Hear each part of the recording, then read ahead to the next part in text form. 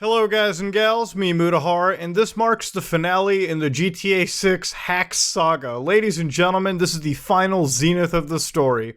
Now, of course, if you all don't remember, this is the post that broke the internet. This actually goatsied the entire world, so to speak. This is a post that was done on September 18th by a user known as Teapot Uber Hacker, okay? Where this person was apparently the person that hacked Rockstar Games and Uber. It was a wild story indeed.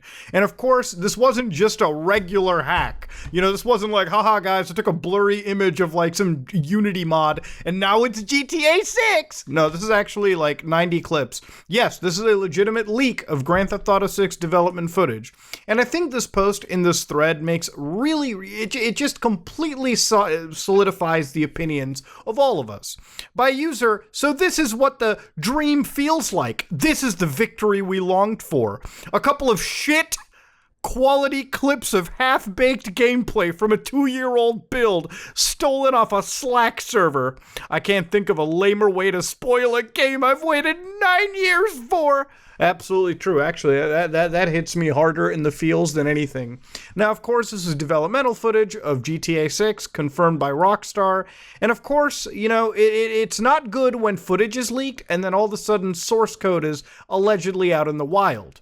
Now, the person that leaked this decided to put it up for sale, actually put up a little ransom, and there was some Bitcoin transactions made. Now, there has actually been no money sent to the hacker themselves, okay? This is something that I've been hearing from, like, ever since this began. Muta, do you know that somebody might actually have it? They paid the hacker money.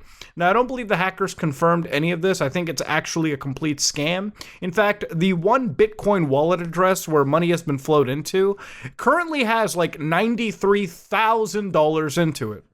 So, yes, you know, anytime something like this happens, especially when it comes to cryptocurrencies and non-verified IDs, scams tend to happen, kiddos. And it seems like this person definitely got fucking scammed. This person definitely scammed users out of nearly 6 figures. Now, again, I don't really care if somebody is willing to get scammed, especially when they're paying for stolen source code.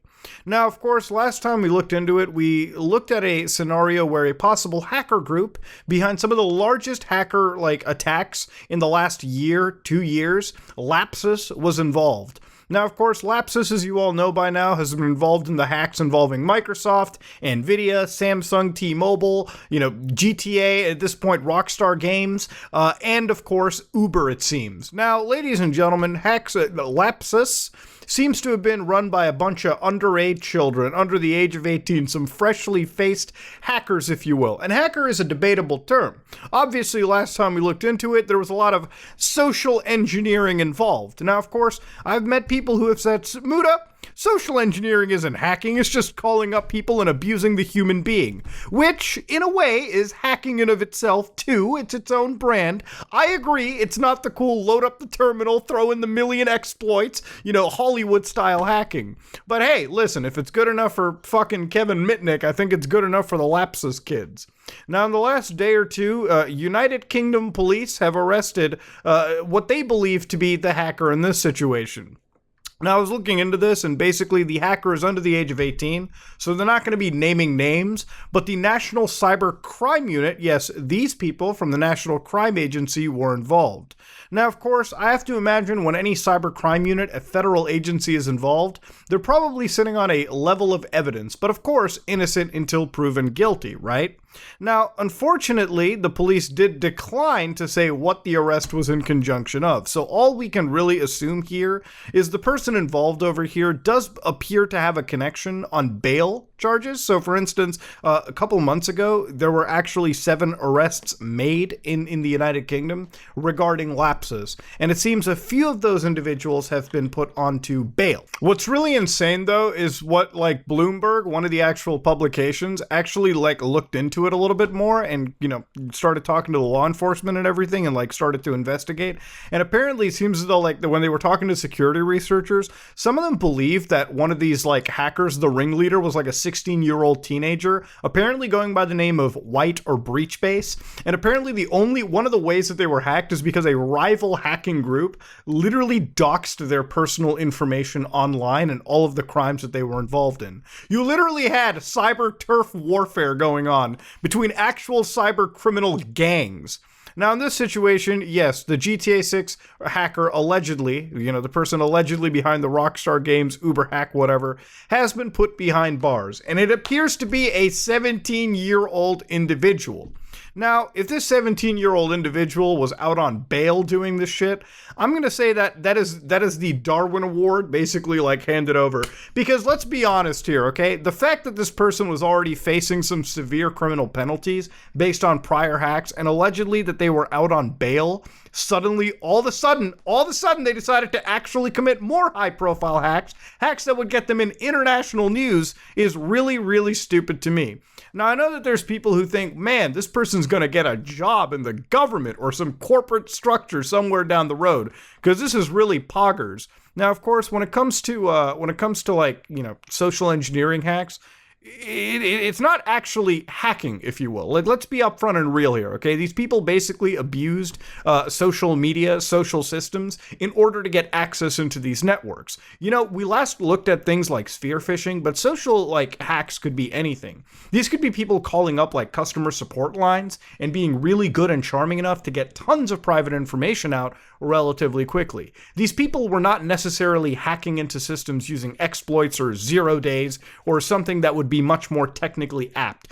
Something that they could actually, turn into a profitable career down the road. These kids appear to be really good social hackers, and they were able to abuse a lot of these weak systems in these mega massive companies. And now it's caused a lot of these companies who have massively transitioned their services because of COVID into a remote structure to think of their security practices in a much more logical way. So yeah, the GTA 6 hacker seems to actually be put behind bars.